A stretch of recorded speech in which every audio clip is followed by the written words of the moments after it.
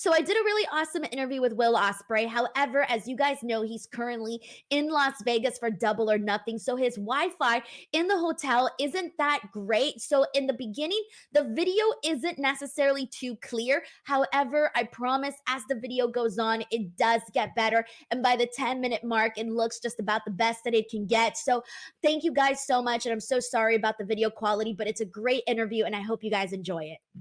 Hey there, everyone. It's Denise Salcedo. Welcome back to the channel. I'm very excited to introduce to you my guest for today. He is headed to AEW Double or Nothing to challenge for the International Championship. Ladies and gents, we got none other than Will Ospreay. Will, welcome back to the channel. How are you? I am doing wonderful, my love. Vegas hasn't chewed me up and spit me out yet, so I feel like I'm doing all right. What about yourself? You good? I'm doing good. I'm going to be at Double or Nothing this week, so I'm very excited. I'm already seeing that you're in Las Vegas, so I'm like, dang, I'm getting into the spirit already. I can't wait for the show. It's going to be a good one. So, Will, the last time that you and I spoke, it was about 4 months ago, and we were, you were still not full-time with AEW. You were headed that direction, but a lot has changed in the last 4 months. I want to start off with what has the experience been like for you being full-time with AEW? I mean, I've been enjoying it. Like coming over, I was super nervous because once again, like I was always putting my foot on the brake with coming over to America, just because there is like an anxiety behind it. I've always enjoyed just the small England or Japan. So coming over, America's so big, and just I honestly a bit overwhelmed and taken away of how well the fans have taken to me and like how much I've really been enjoying myself doing all of this, really. I know it's been so cool to just see how many more fans you've accumulated. Because I was going to say, you already came with so many freaking fans and a lot of people that were really excited to see you in AEW. But it feels like now it's grown even more. So do you feel that like when you are like, do you feel the change, the shift in energy with how many more fans you have now? Yeah, absolutely. Like I'll be honest with you, I was talking to Kyle about this, and I generally didn't realize the reach that I did have. Like just because once again, like I've never really been on another person's show.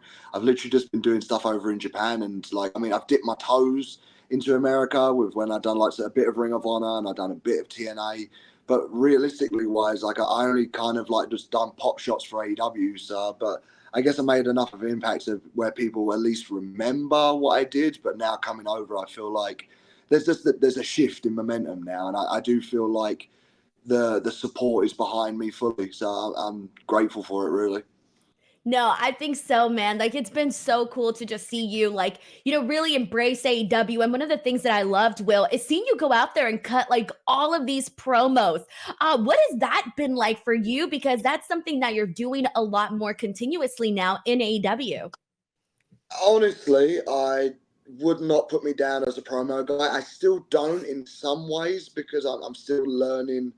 Like where my like ADHD's been like a constant thing. Like I've always had problem with eye contact. I really try and avoid eye contact quite a lot. So I'm really doing my best to try and work on that and really harnessing on it and really focusing on it. But like the fact that I'm doing okay at them, I wouldn't say I'm doing like incredible, but I would say that I'm doing better than what I expected. So like I am quite proud of myself for that, just because I've never been a promo guy. I've never even tried to hide that I'm a promo guy, but like I feel like I'm getting a lot better at them. No, I've been really digging your promos. And actually, I wanted to bring one up in particular. And it was the one where you called Roderick Strong a bell end. Now, obviously, I had like no idea what that meant when you actually said it. So I was one of those people that had to Google it and I couldn't stop laughing. So, like, I actually have a random question for you. But like when you think of like the best British UK slang words, which ones are your favorites?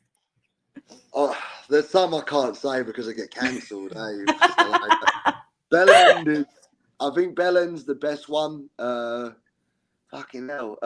Honestly, a lot of the times I watch like there's a show in England called In Betweeners, and I just watch that and I just take off like little things from there, and I just think they're funny little words, but like I can't say the other ones because I feel like I might get cancelled there, so I'm gonna leave them alone. Well, I'll keep listening to some of the ones that you throw in on your promos, and I'll be there. I'll be ready to Google. I'm gonna use whatever you use now to insult whenever I need to insult somebody. So it was really funny though. No, but I've been really liking what you've been doing in terms of the promos and stuff on AEW. So I do want to talk a little bit about some of the changes that we've seen too when it comes to your travel schedule. You and I have spoken about this before, where you were already used to traveling across the world, doing your thing, but now it's a little bit, I'm assuming, a little bit different from AW, straight home, back and forth and back and forth. How are you getting used to those flights now, and how different is it, or how similar is it to what you were already doing? I mean, I think the similarities were like, well, I'm always on a flipping plane. There's a similarity, but like with Japan, it was like it got to the 15 hours at one point on an airplane, and like although it's not as bad, but I would stay in Japan for 2 3 weeks. I would essentially live out of a bag over there. When over here now, it's kind of like a pop in and a pop out. So like, I'm constantly jet lagged. I won't lie to you. Every single day, I'm jet lagged. But like, I think it's kind of funny. I'm one of the best wrestlers in the world, and I'm just constantly jet lagged. So like, that's obviously one of the things. But like, I will say that I find it a lot easier. It's a lot better mentally for me, knowing that like most Sundays, most weekends, I'm at home in my bed with my missus, or like I'm dropping off my kid at school. So for me, like I'm much happier mentally, and I feel like physically I'm doing some of the best work that I've done.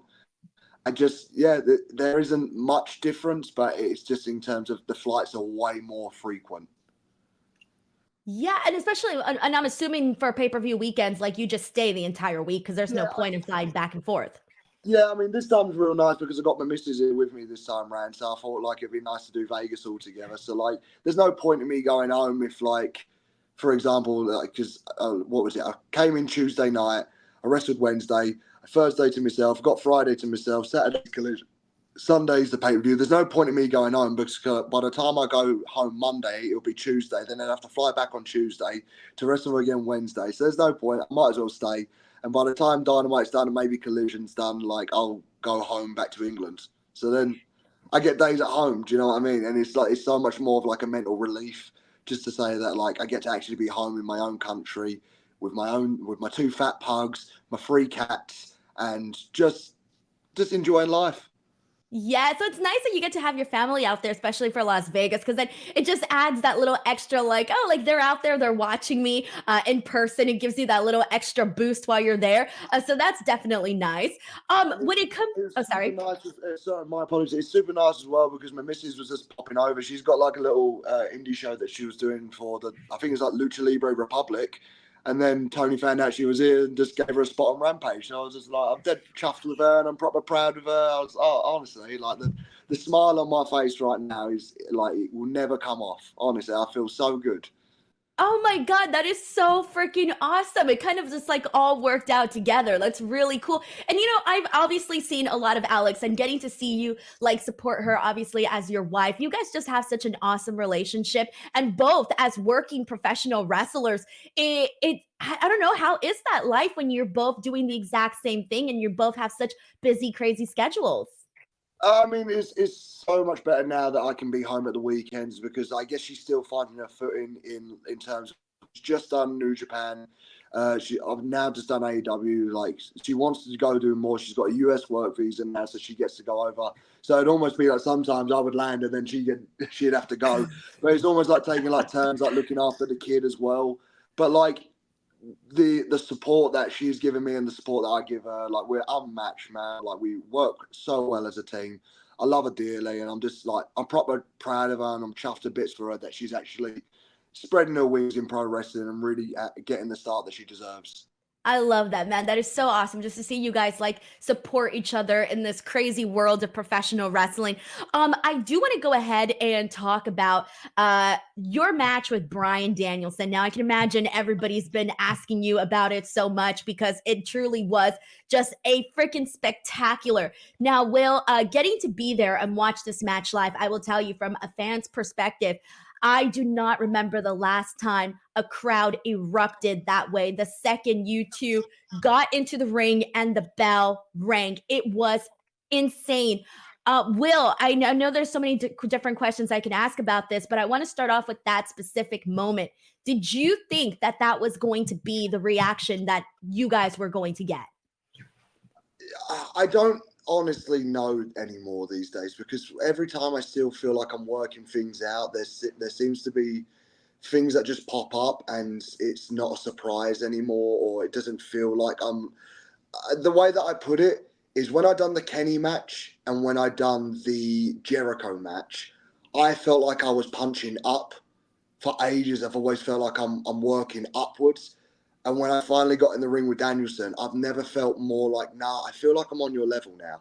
I feel like I'm meant to be here. I feel like I'm just like the guys that I used to watch when it was like AJ Styles, or if it was like Samoa Joe, or like Daniels, or Danielson, or Nigel McGuinness. Like, I felt like I was one of those guys.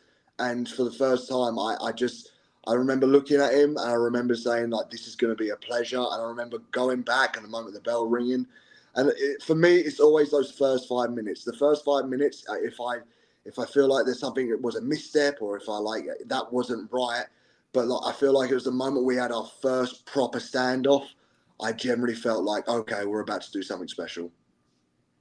Oh my God. Well, I can't even, like, it was this journey, this like roller coaster of emotions, just watching you guys do everything that you did. And for you, like, when you're getting ready to go into a match and there's everybody talking in all directions about, like, just people getting excited about it. Did you feel like any, like, oh man, like we really got to live to the hype, or were you just going into it like feeling 100% positive? Because sometimes, pressure and stuff like that can sometimes get to you depending on, who you are.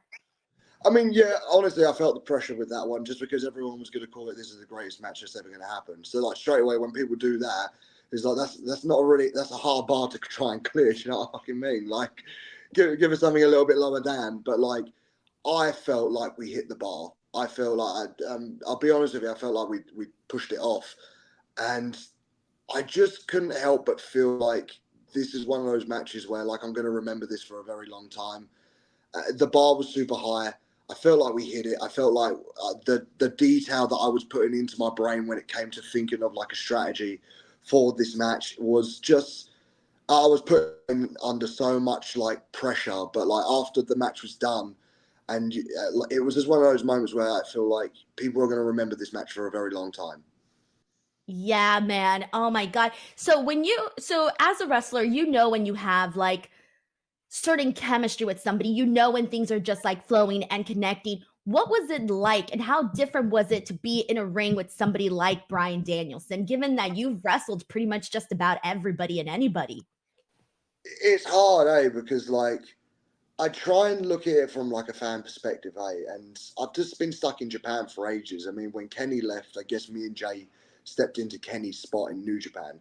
I guess I just became like the work rate guy in that, where I would put on these like incredible bell to bell matches. And I guess it's kind of similar to what Danielson used to do when he would travel to Mexico or Ring of Honor or anywhere. He would just put on these matches. And I had it in my head that I would never ever wrestle Bryan Danielson, just because I watched him retire and I watched him come back. So by the time he came back, I was a little bit like, okay, well, he's not going to be clear to wrestle anywhere but this company. And then for him to leave this company and come to AEW, there's a chance. And I've never felt more like, I don't know when it's going to happen, but I know it will happen one day. And when it does, like, I want to be the best version of myself that I can physically be. And I just don't think you could have put it into like better timing. I just feel like that the timing was absolutely perfect. And to have this moment, and to have that moment with him where, like, I can't tell you enough how much I respect him. I admire him as a person. And his career, his longevity is something just to be idolized, but who he is backstage as well is something to be noted and to represent in ourselves as well. I love that it was like the first like big feud that you got into the second you came into AEW. It's like, here's Brian Danielson. And we're like, yes, because that's exactly what the fans want. So I'm glad that there was like no stalling, no taking forever to get to that. So that was really cool. Well, it got me thinking, like you mentioned right now that you almost thought like you would never get to wrestle Brian Danielson. When you think of wrestlers from the past that are either now retired or, whatever, like, is there certain wrestlers that you're like, man, if the timing, if I was, around during that time, or they're around during my time, that I would have loved to face? Who are those guys that you're like, damn, I would have loved to know what it's like to get in the ring with them? That's a difficult one. I mean, I guess like one of them would have been like, unfortunately passed away, and obviously the incident that happened. But like, I would love to have wrestled Hayabusa, but like obviously like way different like time periods in wrestling. I think obvious one would probably be Shawn Michaels. I would love to have wrestled him. Like that would like I feel like that would have been cool. But I mean Nigel McGuinness would be cool, and like to see that he's getting back into ring shape. Like I mean that's something that I generally could do. Like he was a big inspiration of mine in the British scene. So that was great. But it's kind of strange. Everybody that I've ever like looked up to within wrestling, I've got some type of match under my belt with them. So like the guys I enjoyed growing up were like Amazing Red, AJ Styles, Naomichi Marufuji, Hayabusa, and flipping out, I'm forgetting one. I can't remember who he is. But like those are the guys that I've wanted to do. I wrestled with AJ, and AJ. Oh, Ricochet, that was the other one. Like Ricochet was that match at the Super Juniors. AJ like was one of my first New Japan guys that I ever wrestled. I finally got to wrestle Naomichi Marufuji on his anniversary show. I brought Amazing Red back from the dead, and like the Hayabusa one was real special for me, just because I always wanted to do like a little tribute to him when I was in New Japan, but I never like just to wear the mask because I don't have any type of connection with him at all. So I found his daughter on social media, and I took her out for dinner, and I asked politely if it would be okay if I could wear the mask, and I decided to wear the mask. She gave me the blessing. I wore the mask in Japan, then I auctioned it off, and I gave the money to her family. And I'd like to do it again because Hayabusa was such a huge inspiration for me when it comes to wrestling. So I would like to do it again and do it on a bigger stage like what AEW is. Oh man, I love that story. That's very thoughtful that you were able to do that and that even happened. That's really awesome. Will, do you miss Japan? Because you were there so often. How does it feel to not be there as often? I keep telling my missus like I really do miss it. I miss the camaraderie more or less. I miss the United Empire boys. I miss honestly some of the memories that I do have. And shout out to my boy Hanare. But like we'd be in like this bumfuck nowhere town called Ehime, and nothing happens in Ehime. There is nothing. There's a castle, but other than that, there is nothing. And like your Wi-Fi box isn't working. So me and him would come downstairs in the hotel lobby, and we're going to walk in this direction, and we're just going to hope for the best. And like honestly, it would turn out to be like one of our best nights ever. And the fact that like I want to shout him out as well because Hanare's making his comeback. He was a part of my last match in New Japan in that crazy like cage of death match that we done, and the guy actually nearly died. Like he lost so much blood. I've never been more uncomfortable in a ring. Like I mean, one of these days I will tell that story about like how Hanare nearly died in the New Japan ring on my last night there, and still had enough in him to slap the fuck out of Gabe Kidd and not like Gabe Kidd made eye contact with everyone in that fucking room. Like it was insane. Hanare honestly is a beast, and that he isn't human, man. Like I don't know what he was, but the amount of blood, like honestly, when his head was split open, I was the first guy that went over there, and he had his hands over his head, and he went, "I think I'm gonna die." And I was like, "What do you mean you're gonna die?" I would take your hands away from your head, and I'm not even joking. I could fit 4 fingers in his head. Like it was so bad. It was the worst thing I've ever seen in my entire life. And they locked the cage door so we couldn't get out. So it was just a point where like I think he's gonna die. Look, So I how shouldn't long be did he laughing. go like that with the I split?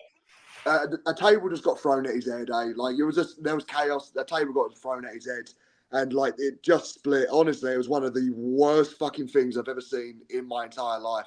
I'm not even joking. The moment he put his hands away, my hands just were covered in blood. I couldn't believe it at all. And I was trying to put pressure on it. We had a trainer come into the cage to put pressure on it, and he just The guy was an animal. He just put a fucking towel on his head and taped it up and got back in the ring.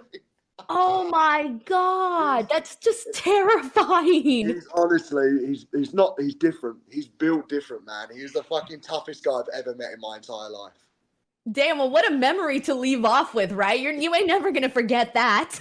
The funny bit was he came to dinner afterwards. He went to the hospital, got stitched up, and came out for dinner. No, you're like, you should be at home or something. He should, but fuck me, the guy's a warrior. Those New Zealand boys are just built different. Yeah, for reals. You're telling me. That's freaking awesome. Well, Will, I know we're just about out of time right now, but before we go, I do have one last question just to try to get in, and that is Okada coming into AEW. I wanted to get your thoughts and reactions for when that happened, and that'll be my last question. Okada coming in, I mean, look, we're always going to have that connection. We're always going to, he's always going to be my big brother, right? But I think it's just, I guess one day our paths will cross. But until then, I think he needs to do his thing and I need to do my thing. And one of these days we'll revisit that scoreboard because I think it's something stupid like 8-2. I've got a lot more wins to get out of him. Nice. I know the fans definitely want to see that. So, Will, thank you so much for taking the time to chat with me today. It was always a great time to see you, and I can't wait to watch Double or Nothing. Please let the people know where they can watch Double or Nothing or anything you want to plug before we go. Yeah, it's on Fight TV, isn't it? It's everywhere. Is it on The Zone? The Zone. The Zone, that's it. I don't know how to spell it. I'm dyslexic as it is, and they're creating new words. What are you creating new words for? Dyslexic champion. When I win the international champion, I'm going to create my own language. That's what I'm going to do. For all my dyslexic kids out there. Hell yeah. Will, thank you so much to everybody watching. Do not miss AEW Double or Nothing this weekend. We'll catch you guys on the next one. Bye, everyone. God bless.